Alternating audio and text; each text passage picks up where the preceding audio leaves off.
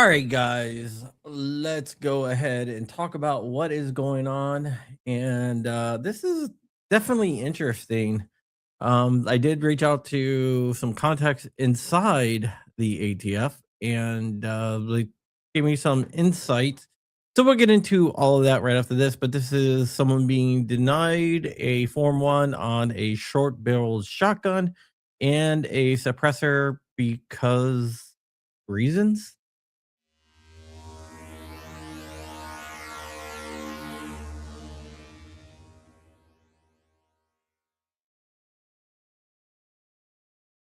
All right, guys, if you don't know who I am, my name is John Crump. I'm an investigative journalist and I'm working on a big story. Can't talk about that too much. I was hoping to have it out tomorrow, but it does not look like it is going to come out tomorrow. Attack sub, reach out to me on X. Let's talk about what's going on here with that.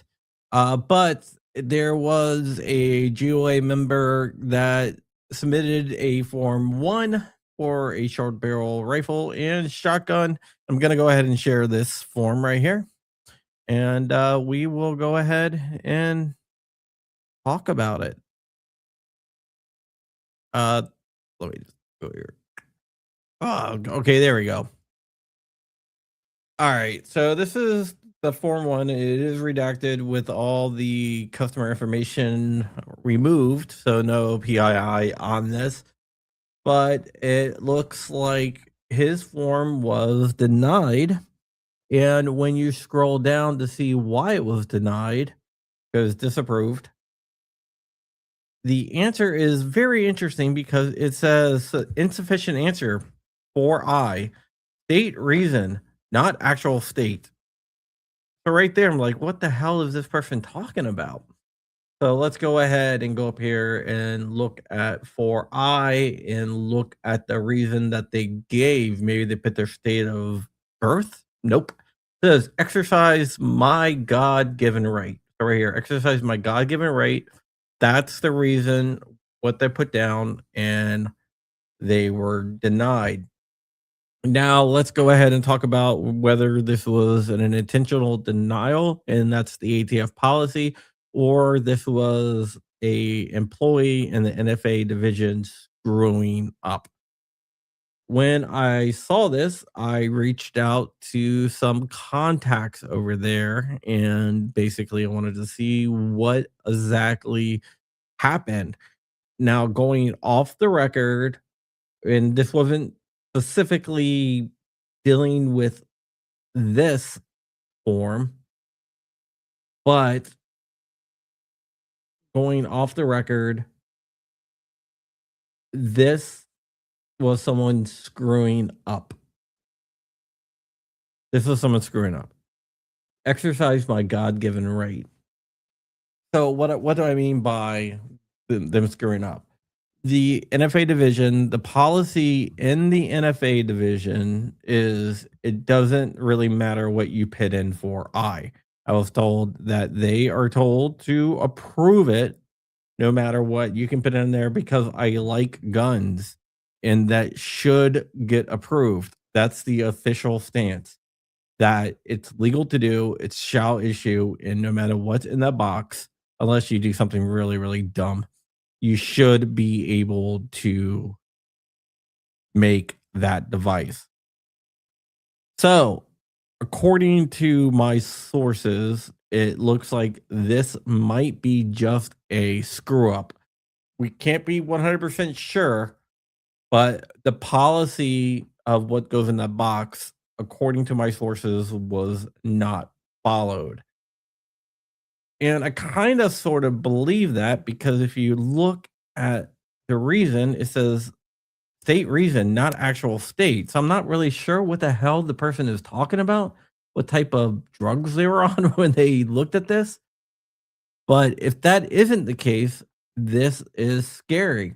What it does highlight is why short barrel shotguns, short barrel rifles, and suppressors should be removed from the NFA.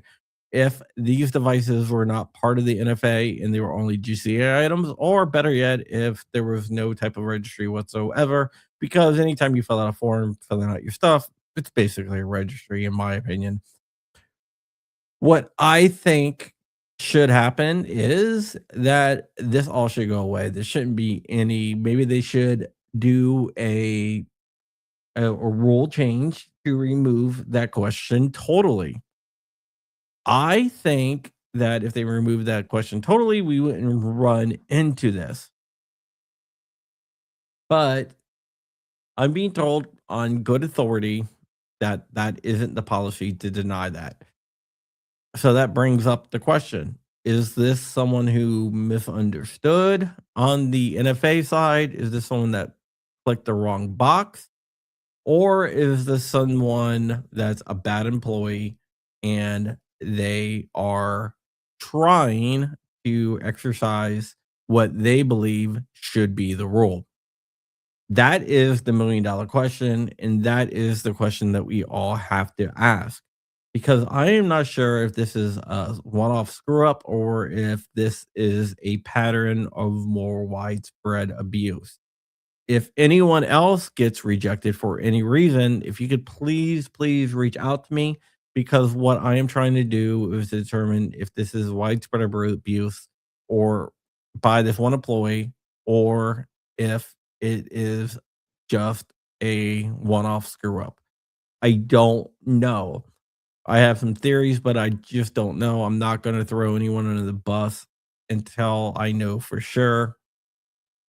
So I want to investigate this and get to the bottom of what exactly happened, not only with this form, but other forms as well.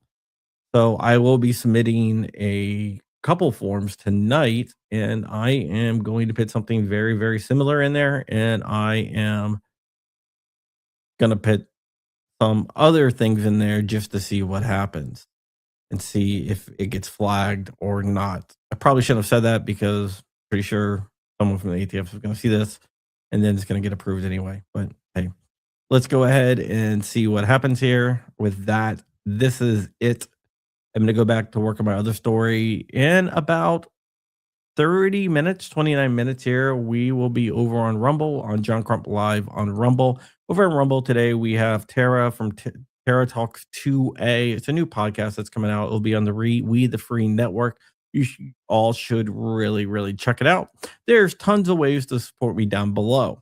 Before I go, I just want to tell you a funny story. So I was trolling around the internet, YouTube, the YouTubes, and I like going into like small creators live streams because hey, I'm a small creator and I like going to other small creators live streams. So I go in this guy's live stream and I'm like, hey, so what have you done for the 2A today? Just, just what I do. Just common question I have, like Pistol Pete that. And he was like, oh, hey, John, whatever. This guy was like, fuck you, John Crump. I was like, what? He's like, you like to punch down and you're bigger than me, so you all you do is beg for money, which I don't really beg for money, although there are ways to support me down below. But I just thought it was funny because I'm like, dude, like everything I make here I donate to charity. But it was just very interesting that some dude just called me an e-beggar because I have a channel that's bigger than his. It was really bizarre. Yep, that's it. So 5 o'clock over on Rumble, John Crump Live. Tara Talks 2A will be on with me, and we will find out about our new podcast. With that, we are out of here. Thank you so much for watching. Visit Gideon Optics. Gideon Optics is not paying me to say that, but the Pebble is awesome, and it's going to go on a great gun. You will see soon. All right, guys. Talk to you later.